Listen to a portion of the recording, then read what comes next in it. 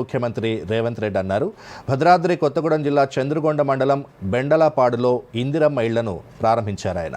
ఈ సందర్భంగా లబ్ధిదారులకు పట్టు వస్త్రాలు సీఎం అందజేశారు. ఆ తర్వాత ఇందిరమ్మ ఇళ్ల పైలాన్ని ఆవిష్కరించారు.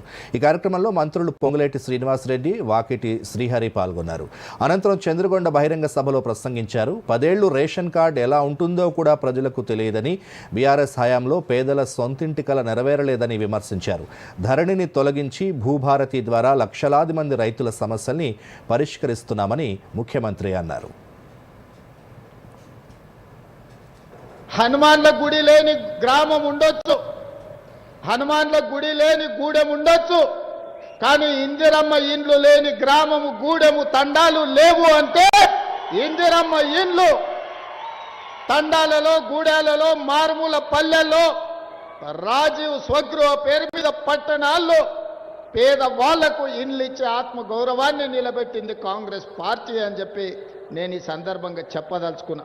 ఇవాళ భూభారతి ద్వారా లక్షలాది మంది రైతుల సమస్యలు పరిష్కరించడమే కాదు, ఇవాళ దాదాపుగా 4.5 లక్షల పేద వాళ్లకు ఇందిరమ్మ ఇండ్లు నిజమైన లబ్ధిదారులకు ఇవ్వడానికి ఒక్క తప్పు కూడా జరగకుండా 99.99% ఇవాళ పక్కడు బందీగా ఇందిరమ్మ ఇండ్ల కార్యక్రమాన్ని అమలు చేస్తున్నాడు అంటే నా అంచనా తప్పలేదు.